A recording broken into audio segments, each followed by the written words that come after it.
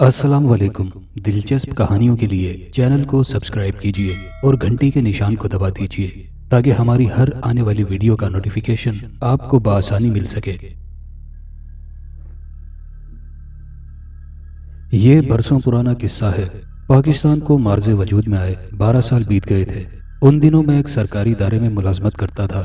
میں جس شہر میں کام کرتا تھا وہ ہمارے گاؤں سے 40 میل دور تھا، اس لیے میں روزانہ گھر سے صبح ہی ڈیوٹی پر جاتا اور شام کو چھٹی کر کے واپس گاؤں آ جاتا تھا۔ میری ماں زندہ تھی جبکہ ابا جان کا انتقال ہو چکا تھا۔ مجھ سے بڑی ایک بہن رشیدہ کی شادی ہو گئی تھی اور وہ اپنے گھر میں خوش و خرم زندگی گزار رہی تھی۔ قدرت نے مجھے صحت تو اچھی دی تھی۔ میرا جسم مضبوط اور توانا تھا مگر میرا رنگ کالا تھا۔ چہرے کے خد و خال بدنما تھے۔ چپٹی سی ناک اور بندر جیسا چہرہ دیکھ کر لوگ نفرت سے منہ پھیر لیتے تھے، مگر میرے دل میں کوئی بھی نہیں جانتا تھا کہ انہیں میرے اندر کے خوبصورت انسان کا اندازہ ہو سکے۔ سب میری ظاہری صورت دیکھ کر نفرت کا انداز اپنائے ہوئے ہوتے تھے۔ اس کی دوسری وجہ یہ بھی تھی کہ تمام برادری میں صرف ہم ہی مفلس اور غریب تھے۔ یہی غریبی اور بدصورتی نہ صرف میری دشمن بلکہ میرا سب سے بڑا جرم بن گئی تھی۔ گاؤں کی جوان لڑکیاں مجھے دیکھ کر طنزیہ باتیں کرتی اور کہے لگاتی تھیں۔ انہوں نے مجھے کالا کوا، بندر، لنگور اور نہ جانے کتنے القابات سے نواز رکھا تھا۔ گاؤں کا سب سے امیر شخص سلطان خان تھا۔ اس کی جائیداد کا کوئی شمار نہیں تھا۔ وہ میرے ابا جان کا چچا زاد تھا۔ بچپن میں ہی میری منگنی چچا سلطان کی بیٹی سریا سے کر دی گئی تھی، مگر اب جبکہ میرے ابا جان اس دنیا میں موجود نہ تھے اور میری شکل بھی کسی کو نہ بھاتی تھی، ساتھ ہی غریبی کا انمٹ داغ بھی میری پیشانی پہ سجا تھا، تو چچا سلطان نے میری اور سریا کی منگنی توڑنے کا اعلان کر دیا۔ برادری کے دیگر لوگ بھی چچا سلطان کے ہمنوا بن گئے اور مجھے ایک اچھوت سمجھ کر مجھ سے نفرت کرنے لگے۔ میں ان لوگوں کی نفرتیں دیکھ کر بہت کڑتا تھا اور اوپر والے سے بھی شکوہ کرتا تھا کہ اس نے مجھے بدصورت کیوں بنایا ہے، اس کے خزانے میں کیا کمی تھی، مگر میں اور کچھ نہ کر سکتا تھا۔ زندگی یوں ہی بے کیف سی گزر رہی تھی۔ ادھر میری ماں کو میرے سر پر صحرا دیکھنے کی شدید خواہش تھی۔ چچا سلطان کی طرف سے مایوس ہونے کے بعد انہوں نے برادری کے ہر گھر میں جا کر میرے لیے جھولی پھیلائی، مگر میری غریبی اور بدصورتی میری راہ کی دیوار بن گئی۔ برادری میں سے کسی نے بھی مجھے رشتہ نہ دیا۔ برادری سے باہر ایک نزدیکی گاؤں میں ایک خاندان ہر لحاظ سے ہمارے ہی معیار کا تھا، وہاں میرا رشتہ ہو گیا۔ لڑکی کو میں نے صرف ایک بار دیکھا تھا، اس کا نام شبنم تھا۔ وہ بہت ہی خوبصورت تھی۔ رشتہ طے ہونے پر میں اپنی قسمت پر رشک کرنے لگا۔ میں بہت خوش تھا کہ میرے دل کی مراد پوری ہو رہی ہے۔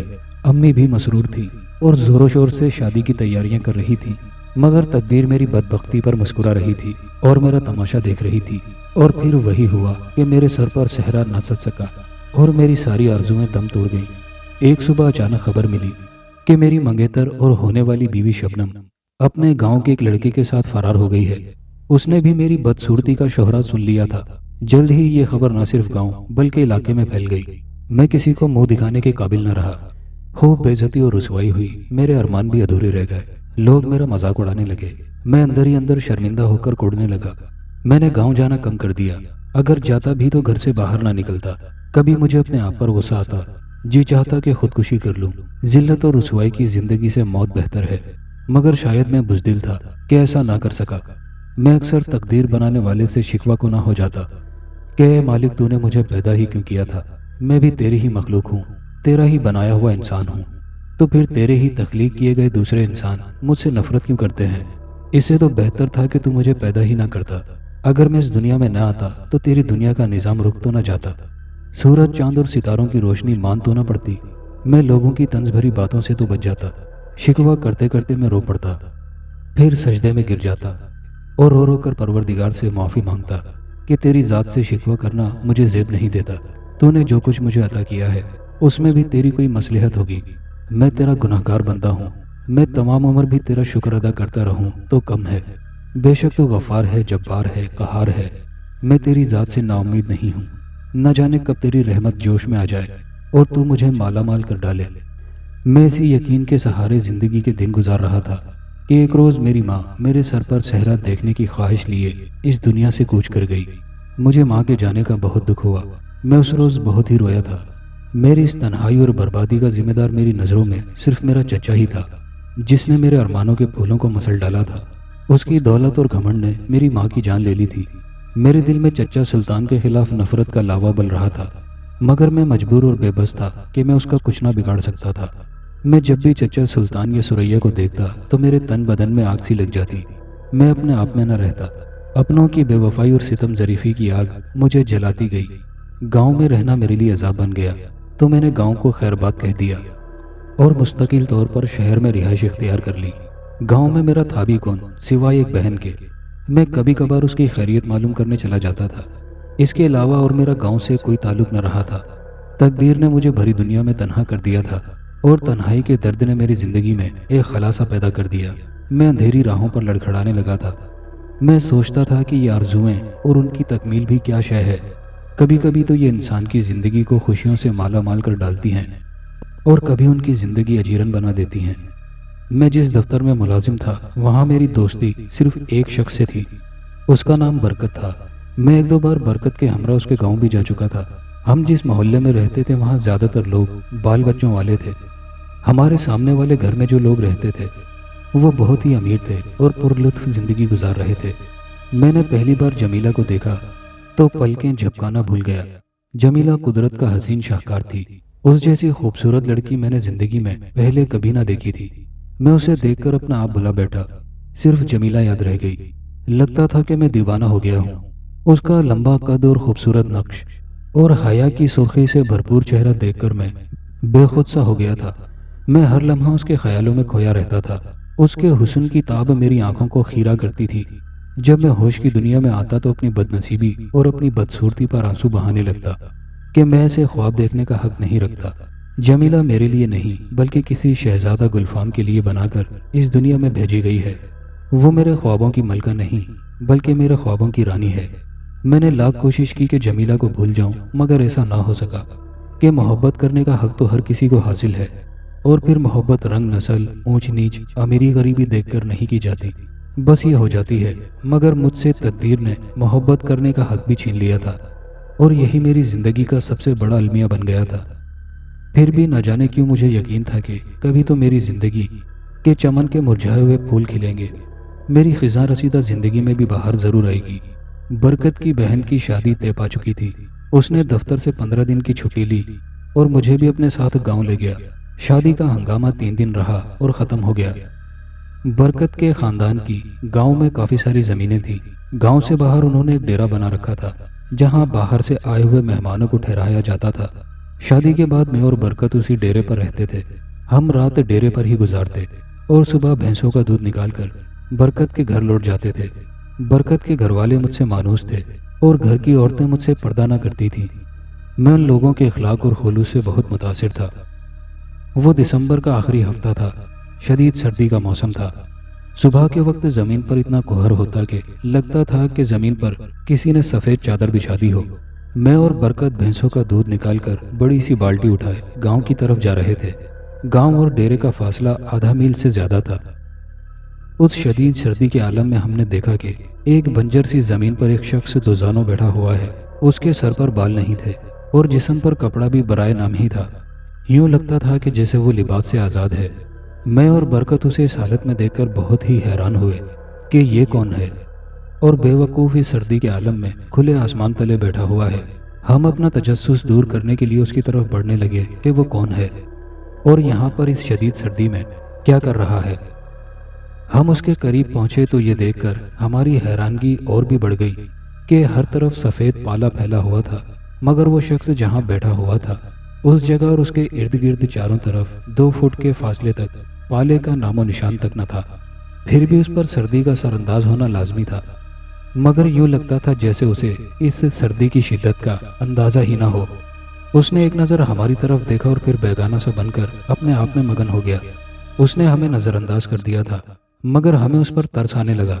बरकत ने उसे मुखातिब किया और दूध की बाल्टी उसकी तरफ बढ़ाते हुए कहा, बाबा लो ये दूध पी लो। बरकत ने हमदर्दी जताते हुए कहा। क्योंकि वो एक कमज़ोर सा इंसान लग रहा था, उसने नज़र उठाकर पहले हमारी तरफ और फिर दूध की बाल्टी की तरफ देखा और फिर उसने हमारे देखते ही देखते अपने दोनों हाथों से ज़मीन से मिट्टी उठाई और दूध में डाल दी और फिर अपना दायां हाथ बाल्टी के अंदर डालकर हिलाने लगा। मिट्टी दूध में हल हो गई और दूध का रंग बदलकर मटियाला सा हो गया। तमाम दूध गदला हो गया तो वो बोला, लो अब तुम ये दूध पी लो। ہمیں اس کی اس حرکت پر بہت غصہ آیا، جی چاہا کہ اس کی پٹائی کریں کہ اس نے 10-12 کلو دودھ خراب کر ڈالا تھا، مگر ہم نے صبر سے کام لیا اور اس سے کہا اب یہ سارا دودھ تم ہی پیو گے، اگر تم نے دودھ نہ پیا تو ہم تمہیں زبردستی یہ سارا دودھ پلائیں گے۔ اس نے ہمارے غصے کا اندازہ لگا لیا اور خاموش رہا۔ اس نے ایک بار پھر نظریں اٹھا کر باری باری ہم دونوں کو دیکھا اور پھر دودھ کی بالٹی سے اپنے ہونٹ لگا کر دودھ پینے لگا، اور پھر ہمارے دیکھتے ہی دیکھتے وہ تمام دودھ پی گیا۔ اس نے جب خالی بالٹی ہماری طرف بڑھائی تو ہم حیران رہ گئے۔ وہ ایک مریل سا انسان ہے، 10-12 کلو دودھ اس کے پیٹ میں کیسے سما سکتا ہے؟ چونکہ سردی زیادہ تھی اس لیے ہم نے اس سے مزید کوئی بات کرنا مناسب نہ سمجھی اور گاؤں کی طرف چل پڑے۔ راستے میں کنواں پڑتا تھا، برکت وہاں رک گیا اور پانی نکال کر بالٹی دھونے لگا۔ بالٹی دھونے سے قبل برکت نے اس بالٹی کے اندر لگے ہوئے دودھ کے قطروں کو اپنی انگلی سے لگا کر زبان پر لگایا تو وہ مزید حیرت زدہ ہو گیا کہ دودھ کے وہ قطرے شہد سے بھی زیادہ میٹھے تھے۔ برکت کے کہنے پر میں نے بھی ان قطروں کو چکھا تو حیران ہوئے بغیر نہ رہ سکا۔ ہمیں یہ یقین سا ہونے لگا کہ وہ بابا یقیناً کوئی پہنچا ہوا ولی ہے، یا یہ کہ وہ کوئی جادوگر ہے، لیکن اس میں کوئی خاص بات ضرور ہے جو اس نے ہمیں حیران کر دینے والا تماشا دکھایا ہے۔ ہم گھر آ گئے، ناشتہ وغیرہ کر لیا، مگر چین نہ آ رہا تھا۔ کچھ دیر بعد ہم دونوں پھر واپس اسی جگہ گئے، مگر اب وہ بابا وہاں موجود نہ تھا۔ ہم نے ادھر ادھر دیکھا مگر وہ کہیں بھی نظر نہ آیا، لہٰذا ہم ناکام واپس آ گئے۔ اگلی صبح جب ہم پھر دودھ لے کر گاؤں کی طرف آنے لگے تو بابا اسی جگہ اسی حالت میں موجود تھا۔ ہم نے پھر اسے دودھ پینے کی پیشکش کی تو بالکل اسی طرح تمام دودھ پی گیا۔ یہ سلسلہ 4 دن تک چلتا رہا۔ ہم صبح دودھ لے کر آتے تو وہ وہاں موجود ہوتا، ہم اسے دودھ پینے کے لیے دیتے تو وہ پی لیتا، ہم گھر واپس آ جاتے، اس کے بعد وہ وہاں سے غائب ہو جاتا۔ یہ معمہ ہماری سمجھ میں نہیں آ رہا تھا کہ وہ کون ہے اور کہاں سے آیا ہے، اور دن کو وہ کہاں چلا جاتا ہے۔ اس شدید سردی میں وہ برائے نام لباس میں کیسے زندہ ہے، اور اتنی زیادہ سردی وہ کیسے برداشت کر رہا ہے۔ ہمارا تجسس روز بروز بڑھتا چلا جا رہا تھا۔ بالآخر ہم نے فیصلہ کیا کہ آج ہم بابا سے اس کی حقیقت معلوم کر کے ہی رہیں گے۔ جب بابا دودھ پی چکا تو ہمارے کچھ پوچھنے سے پہلے ہی وہ بول پڑا اور کہنے لگا، آج میں تم لوگوں کا تجسس دور کر دیتا ہوں۔ میں ولی نہیں ہوں اس لیے کہ میں مسلمان نہیں ہوں، میں ہندو ہوں، میرا نام گنگا رام ہے اور ہندوستان کا رہنے والا ہوں۔ میں راولپنڈی سے آیا ہوں اور مدراس جا رہا ہوں۔ میں مدراس کے ایک مندر کا سادھو ہوں، مجھے یوگ پر مکمل عبور حاصل ہے، اور یہ سب کچھ جو تم دیکھ رہے ہو اسی یوگ کا کرشمہ ہے۔ میں آج یہاں سے کوچ کر رہا ہوں۔ اگر تم دونوں کی کوئی خواہش ہے، کوئی مسئلہ یا پریشانی تو مجھے بتاؤ، میں تمہارا کام ضرور کروں گا۔ تم لوگوں نے بغیر کسی لالچ اور غرض کے میری خدمت کی ہے، میں اس کا صلہ تم کو دینا چاہتا ہوں۔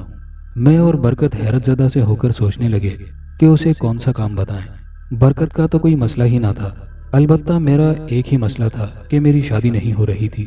میرے کچھ کہنے سے قبل ہی برکت بول پڑا، یہ میرا دوست منظور ہے بابا، یہ دل کا بہت اچھا ہے، مگر اس کی صورت اچھی نہیں ہے، یہی وجہ ہے کہ اس کی شادی نہیں ہو رہی۔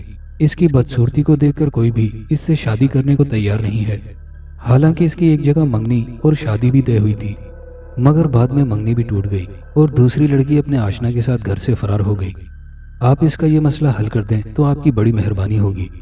اگر میرے جگری یار کی شادی ہو گئی تو ہم تمام عمر آپ کو دعاؤں میں اور دل سے یاد رکھیں گے۔ میں نے بھی برکت کی ہاں میں ہاں ملائی اور درخواست کی کہ وہ میری شادی کا مسئلہ حل کر دیں۔ بابا گنگا رام نے کچھ دیر سوچا اور پھر مجھے اپنے قریب بٹھا کر کہنے لگا، میں تمہیں ایک عمل بتا رہا ہوں، اس عمل کے دوران کوئی غلطی نہ ہونے پائے، اگر غلطی ہو گئی تو نقصان تمہارا ہی ہوگا۔ میں دعوے سے کہتا ہوں کہ اگر تم نے میرے بتائے ہوئے عمل میں کوئی غلطی نہ کی تو تمہاری شادی ضرور ہوگی۔ میں بہت خوش ہوا اور یقین ہو گیا کہ گنگا رام میرا کام ضرور کرے گا۔ میں نے اس سے کہا، آپ مجھے عمل بتائیں، میں کوئی غلطی نہیں کروں گا۔ گنگا رام نے مجھے ہندی زبان کے چند الفاظ بتائے اور کہا کہ مجھے 40 راتوں میں یہ عمل کسی قبرستان میں بیٹھ کر کرنا ہوگا۔ آدھی رات کو قبرستان میں جا کر کسی جگہ تھوڑی سی آگ جلانی ہے، مجھے اپنے ساتھ سرخ مرچیں لے جانا ہوں گی۔ جتنی بار یہ الفاظ یہ منتر پڑھنا ہے اتنی ہی بار ایک مرچ اس آگ میں ڈالتے جانا ہے، یوں 40 مرچیں ہر رات کو اس آگ میں جلانی ہیں۔ 20 دن بعد مجھے اس لڑکی کے سامنے جانا ہے جس سے میں شادی کرنا چاہتا ہوں۔ اول تو یہ امید ہے کہ 40 دن کا عمل مکمل ہونے سے قبل ہی میری اور اس لڑکی کی شادی ہو جائے گی، ورنہ عمل کے بعد تو شادی یقیناً ہو ہی جائے گی۔ وہ کیسے ہوگی وہ تمہیں خود ہی وقت آنے پر معلوم ہو جائے گا۔ یہ عمل نہایت ہی مشکل اور خوفناک تھا، مگر میری زندگی کی رعنائیوں اور خوشی کا مسئلہ تھا، اس لیے میں نے یہ عہد کیا کہ خواہ کچھ بھی ہو جائے میں گنگا رام کا بتایا ہوا عمل ضرور کروں گا۔ گنگا رام نے مجھے اپنا مدراس کا مکمل پتہ بھی دیا کہ میں اگر اسے خط لکھنا چاہوں تو اس پتے پر لکھ سکتا ہوں۔ گنگا رام ہندوستان روانہ ہو گیا۔ میں اور برکت بھی 2 دن بعد پھر ڈیوٹی پر شہر حاضر ہو گئے۔ سریا کی شادی ابھی تک نہیں ہوئی تھی، البتہ اس کی منگنی ساتھ والے گاؤں کے ملک مکھن خان کے بیٹے ملک سجاول سے طے پا گئی تھی۔ کچھ عرصہ بعد ان کی شادی ہونا تھی۔ میرے لیے سریا کو حاصل کرنے اور چچا سلطان سے بدلہ لینے کا موقع ہاتھ آ گیا تھا۔ میں نے اس موقع سے پورا فائدہ اٹھانے اور سریا کو حاصل کرنے کی خاطر گنگا رام کا بتایا ہوا عمل شروع کر دیا۔ ہم شہر کے جس علاقے میں رہ رہے تھے وہاں سے قبرستان نزدیک پڑتا تھا۔ قبرستان کے ارد گرد کافی فاصلے پر کوئی آبادی نہ تھی۔ میں نے دن کے وقت قبرستان جا کر ماحول اور حالات کا جائزہ لیا اور ایک گڑھا نما جگہ عمل کے لیے منتخب کر کے مطمئن ہو گیا۔ رات کو 11 بجے جب میں اپنے مکان سے نکلا تو ہر طرف ہو کا عالم تھا۔ یکبستہ رات میں لوگ اپنے اپنے گھروں میں نرم گرم بستروں میں دبکے ہوئے پرسکون نیند سو رہے تھے اور میں قبرستان کی طرف جا رہا تھا۔ میں نے سردی سے بچنے کے لیے پورا بندوبست کر رکھا تھا، پھر بھی سرد ہوائیں برچھیوں کی مانند میرے جسم سے آر پار ہو رہی تھی۔ قبرستان میں چھائی ہوئی ویرانی اور سناٹے نے مجھے بے حد خوفزدہ کر دیا تھا۔ اندھیری رات میں راستہ بھی واضح طور پر دکھائی نہیں دے رہا تھا، مگر میں نے ہمت نہ ہارنے کی قسم کھا رکھی تھی کہ یہ میرے لیے زندگی اور موت کا مسئلہ بن گیا تھا۔ سریا کو حاصل کرنے کی خاطر تو میں آگ کے سمندر میں بھی کودنے کو تیار تھا۔ یہ عمل تو میرے لیے معمولی سی بات لگ رہا تھا۔ میں پہلی رات جب عمل سے فارغ ہوا تو رات کا 1 بج رہا تھا۔ میں واپس مکان پر پہنچا تو نڈھال ہو کر بستر پر گر پڑا۔ اس کے بعد مجھے کچھ ہوش نہ رہا۔ دن کو میری آنکھ ذرا دیر سے کھلی تو طبیعت سنبھل گئی تھی، ورنہ رات کو تو مجھے یوں لگ رہا تھا کہ میرا انگ انگ دکھ رہا ہو اور میں شدید بخار میں مبتلا ہوں۔ اب میری جھجک اور خوف ختم ہو گیا تھا۔ میں ہر رات باقاعدگی سے قبرستان جا کر گنگا رام کا بتایا ہوا عمل کرنے لگا تھا۔ یوں ہی 20 دن گزر گئے۔ گنگا رام کے کہنے کے مطابق مجھے 20 دن بعد مجھے سریا کے سامنے جانا چاہیے تھا، مگر میں یہ بات بھول گیا۔ میں نہ ہی گاؤں گیا اور نہ ہی سریا کے سامنے جانے کے بارے میں سوچا، مگر عمل مسلسل جاری رکھا، یہ سوچ کر کہ میں 40 دن بعد گاؤں جاؤں گا تو گنگا رام کے بتائے ہوئے عمل کا رد عمل دیکھوں گا۔ 20 روز عمل کرنے کے بعد میں نے محسوس کیا کہ جب میں عمل کے دوران سرخ مرچ کو آگ میں ڈالتا تو وہ جلنے لگتی تھی، اور ساتھ ہی دھوئیں میں سے کسی عورت کی ہلکی ہلکی سسکیوں کی آواز سنائی دیتی تھی۔ یوں لگتا کہ جیسے کوئی عورت درد کی شدت سے کرا رہی ہو اور سسکیاں لے رہی ہو۔ میں یہی سمجھا کہ سریا کی سسکیاں ہیں اور گنگا رام کا بتایا ہوا عمل اثر دکھا رہا ہے۔ آخری 20 دنوں میں سریا کی سسکیاں سنتا اور خوش ہوتا رہا۔ مجھے یوں محسوس ہوتا جیسے وہ فریاد کر رہی ہو اور تڑپ رہی ہو۔ سریا نے میرے ساتھ شادی کرنے سے انکار کر کے جو اذیت مجھے دی تھی میں اس کا بدلہ لے رہا ہوں، اور یہ بات میرے لیے تسکین کا باعث تھی۔ 40 راتیں گزر گئی تو میں نے سکون کا سانس لیا۔ میں نے عمل مکمل کر لیا تھا۔ میں اگلی صبح گاؤں کی طرف چل پڑا تاکہ سریا کے سامنے جا کر اس کا رد عمل دیکھوں۔ یقیناً اب وہ میرے بارے میں سوچنے لگی ہوگی۔ میں شادی کے سپنے سجائے گاؤں جا پہنچا۔ میں گاؤں سے چند قدم کے ہی فاصلے پر تھا کہ میں نے دیکھا کہ گاؤں کے لوگ کوئی جنازہ اٹھائے قبرستان کی طرف جا رہے ہیں۔ میں بھی اسی سمت چل پڑا اور جنازے میں شامل ہو گیا۔ چلتے چلتے میں نے گاؤں کے ایک آدمی سے دریافت کیا کہ کون فوت ہوا ہے۔ اس کی زبان سے مرنے والے کا نام سن کر میرے قدموں تلے سے زمین نکل گئی، اس لیے کہ وہ جنازہ سریا کا تھا۔ میری آنکھیں دکھ اور درد کی شدت سے بھر آئیں۔ میں نے اس کی نماز جنازہ میں بھی شرکت نہ کی اور تھکے تھکے سے قدموں سے اپنی بہن کے گھر آ گیا۔ بہن رشیدہ نے بتایا کہ سریا 20 دن قبل بیمار ہوئی تھی۔ اس کی بیماری کسی کی سمجھ میں نہ آ رہی تھی۔ اس کے پورے جسم میں درد کی ٹیسیں اٹھتی تھیں اور وہ زور زور سے روتی اور چلاتی تھی۔ اس کے باپ نے اس کا بہت علاج کرایا، شہر میں بڑے اسپتال بھی لے کر گیا، مگر اسے کہیں سے بھی آرام نہ ملا۔ بالآخر آج رات وہ مر گئی۔ کوئی بھی اس کا مرض نہیں پکڑ سکا تھا کہ اسے چلتے پھرتے کیا ہو گیا۔ وہ بیماری آنن فانن ہی آئی اور اسے موت کے منہ میں لے گئی۔ مگر میں جان گیا تھا کہ سریا کیوں اور کیسے مری۔ میں نے گنگا رام کے بتائے ہوئے عمل میں غلطی کر ڈالی تھی۔ اگر میں 20 دن کے بعد ملنے آ جاتا تو آج سریا کا جنازہ نہیں بلکہ اس کی ڈولی اٹھتی، مگر اب کچھ بھی نہ ہو سکتا تھا۔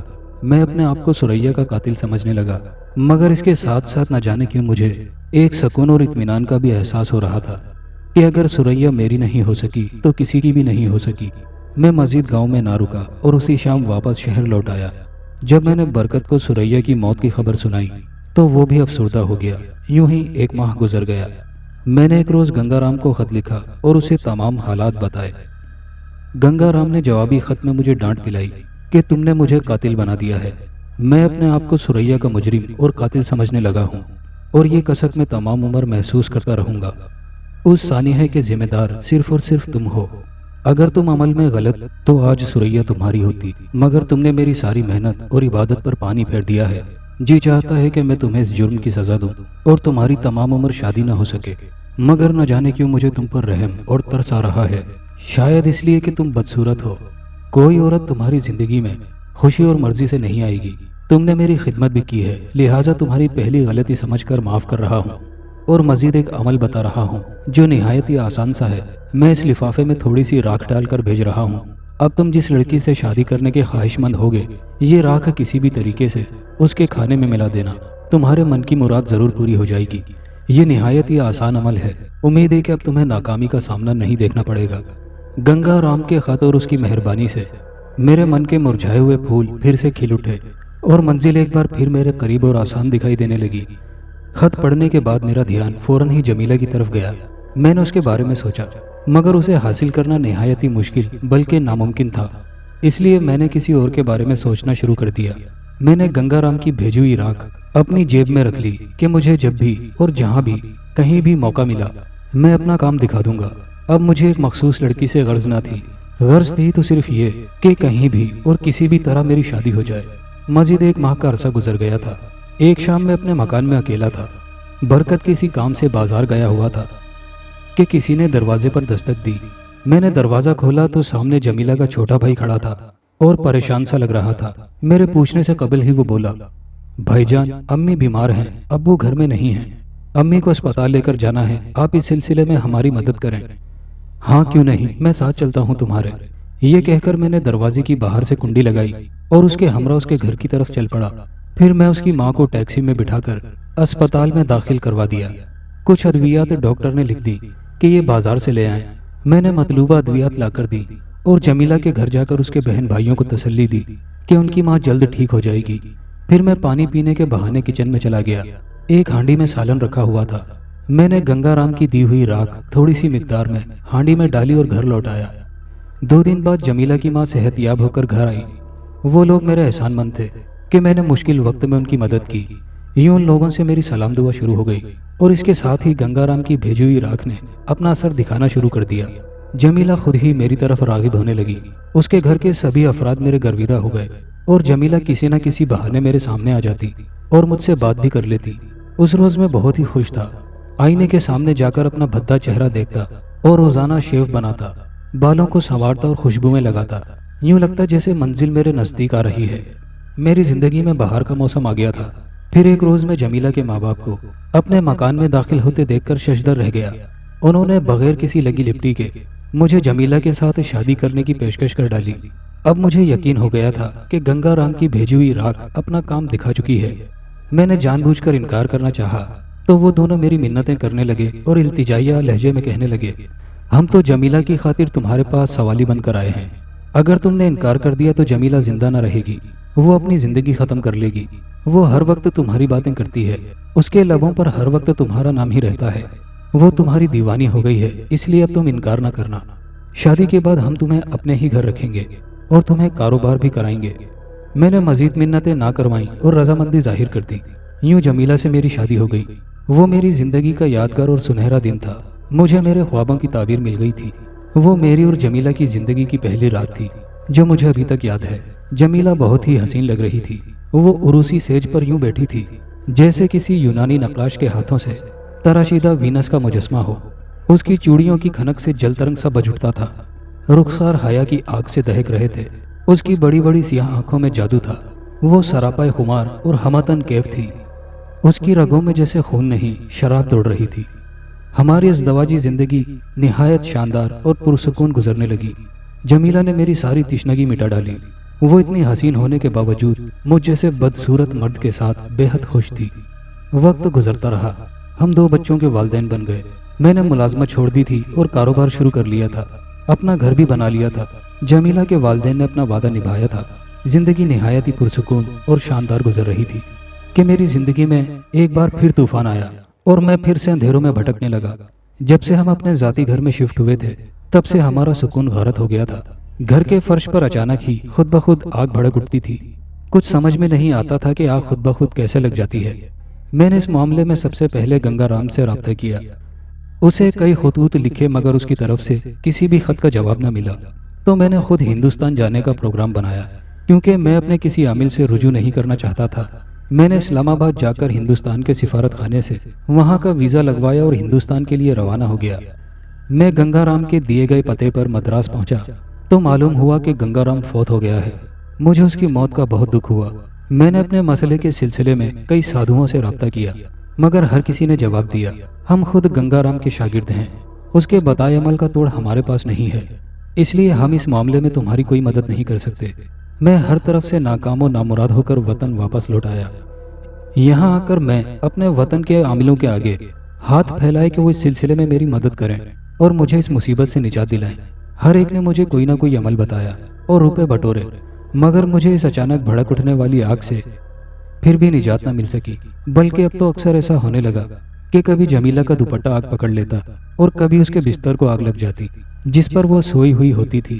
میرے بچے اتنے خوفزدہ ہو گئے کہ انہوں نے اس گھر میں رہنے سے انکار کر دیا اور نانا نانی کے پاس جا کر رہنے لگے۔ ان واقعات نے مجھے دیوانہ سا بنا دیا۔ میں بے بس ہو گیا، کچھ سمجھ نہ آ رہا تھا کہ یہ سب کیوں اور کیسے ہو رہا تھا۔ پھر ایک دن میری دکان میں بھی آگ لگ گئی اور دکان کا سارا سامان جل کر راکھ ہو گیا۔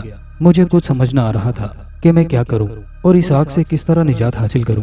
میں یہ تو محسوس کرنے لگا تھا اور جان گیا تھا کہ یہ آگ میرے کرتوتوں اور گناہوں کا نتیجہ ہے۔ میں نہ ہی نماز پڑھتا اور نہ ہی اللہ کو یاد کرتا تھا۔ ایک روز میں نہایت پریشانی کے عالم میں کسی عالم کی تلاش میں سڑک پر جا رہا تھا کہ ایک مجذوب سے دیوانے نے میرا راستہ روک لیا اور غصے سے بولا، او بدبخت، تو اپنے گناہوں سے توبہ کیوں نہیں کرتا؟ جو کچھ مانگنا ہے اللہ سے مانگ۔ لوگوں کے آگے ہاتھ پھیلانے کی بجائے اس کے سامنے سر جھکا، وہ بڑا رحیم و کریم ہے۔ پتہ نہیں کہ میرے دل میں کیا آیا، میں نے بھری پوری سڑک پر اس کے پاؤں پکڑ لیے اور رو رو کر منتیں کرنے لگا۔ راہ چلتے لوگ ٹھٹک گئے، وہ رک کر میرا تماشا دیکھنے لگے۔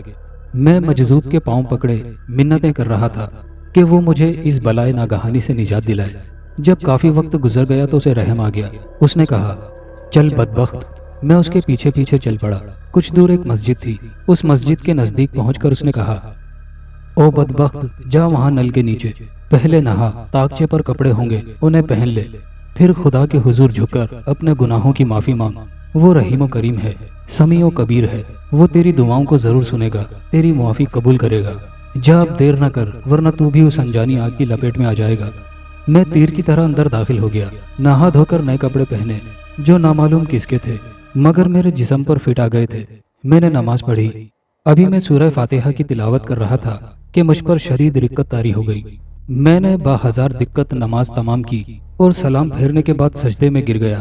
اس وقت میری زبان پر ایک ہی الفاظ تھے، ایاک نعبد و ایاک نستعین۔ پتہ نہیں میں نے اس آیت کو کتنی بار دہرایا۔ مجھے ہوش تب آیا جب ایک بارش شخص نے میرے کندھے کو پکڑ کر ہلایا اور بتایا کہ ظہر کی اذان ہونے والی ہے۔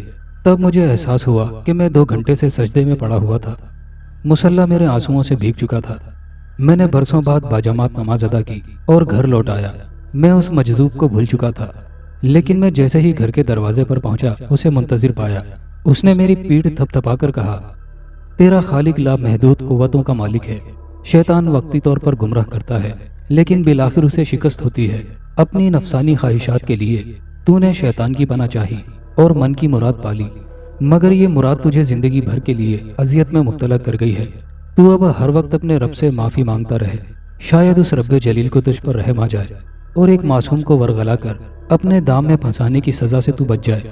بے شک رب جلیل بڑا ہی رحیم و کریم ہے۔